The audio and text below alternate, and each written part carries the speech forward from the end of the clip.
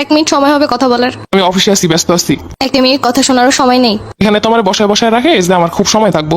সময় নিজে থেকে বের করতে হয়, কেউ কাউকে সময় কখনোই দেয় না। দূর, সময় সময় সময়, এত সময় আমার নাই। এসব আদিক্ষেত আমার একদমই ভালো লাগে না। আচ্ছা ঠিক আছে, আর ফোন দিব না।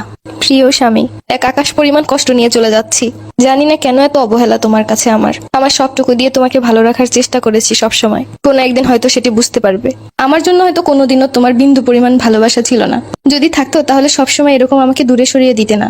এইসব আচরণের জন্য সারা জীবন দূরে চলে যায়, এইটাই হয়তো চাইছিলে। ভালো থেকো। সেই ধরে ডাকতেছি, কোনো সারা শব্দ নাই। কই যে গেছে? ওইটা আবার কি? কোথায় চলে গেছে? আবার নতুন ঢং। দেখ বিয়ে মানছে করে নিজে আইব না, আমার এত খোঁজাখুঁজির দরকার আছে।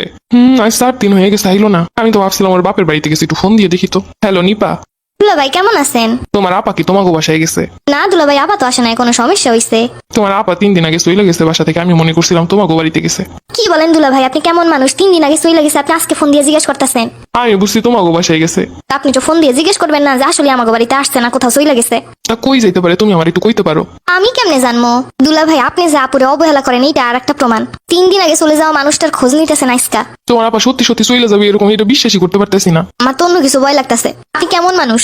আপা সব সময় বলতো তোর দুলাভাই সময় দেন, আমাকে বোঝে না, আমারে অবহেলা করে। একটা মেয়ে সবকিছু চাইলে আপনার সংসারে গেছে আপনারে ভালো রাখতে, শুধু একটু সময় আর দায়িত্ব নিতে পারতেছেন না সঠিকভাবে। ছি, আমাদের লজ্জা করে আপনার কাছে বিয়ে দিছি। তুমি একটু আমার সাহায্য করো, কোথায় খুঁজবো? আপনি কিসের সাহায্য চাইতেছেন? সবকিছু থেকে এড়িয়ে যাওয়ার জন্য? আপনি 3 দিন পরে খোঁজ নিয়ে যাচ্ছেন, আর আপনার কাছে আমার বোন রে দিয়ে আমি, আমার বাবা মা সবাই নিশ্চিন্তায় বাসায় বসে আছি যে আপনি খুব ভালো রাখতেছেন। আপা কম কষ্টে বাসা থেকে চইলা যায় না। রাগারাগি হইব তাই লেগে কি বাসা দেখে চইলা যাইতে হইব? আপা যদি আপনার কাছে ভালো থাকতো তাহলে তো আর চইলা যাইতো না। কি এমন করছি আমি চইলা যাওয়ার মতো? আচ্ছা আপনি যখন কিছু করেনি নাই চইলা যাওয়ার মতো, তাইলে আপারে খুঁজেন না, আমি খুঁজতেছি আমার আপারে। আর খুঁজা পাওয়ার পরে আপনার বাড়িতে কখনোই পাঠাইতাম না। একটা মেয়ের নিজের বাড়ি হয় কখন জানেন? যখন বুড়ো খুনখুনি হয়ে যায়। তার আগে যদি স্বামীর সাপোর্ট না পায় তাহলে তার আর কোনো জায়গায় থাকে না। বাপের বাড়ি গেলেও কইব মানায় গোছাই নিতে হয়। মানুষজনের কটু কথার জন্য তো বাপের বাড়িতে এসেও শান্তি নাই। সেই সুযোগটা আপনার মতো পুরুষ মানুষই ব্যবহার করে। তোমার আপারে তো সবকিছুই দিতাছি, খাওন পরন। শুনেন দুলাভাই, আপনি যখন আমাকে বাড়িতে আহেন না, আপনার মাছের বড় মাথাটাই কিন্তু দেই। আপনি আসলে আপনার আপ্যায়নে কোনো কমতি রাখি না, কেন জানেন? কারণ আমাদের বাড়ির সোনার টুকরাটা আপনার কাছে দিছি, সে যেন ভালো থাকে। কিন্তু আপনারা তো তার ব্যবহার করেন। আমাদের বাড়ির উৎকৃষ্ট যদি কোনো জিনিস থাকে সেইটা মনে হয় আপনার কাছে দিয়ে দিছি। শুধুমাত্র খান পরন দিলেই সংসার করে হয়ে গেল।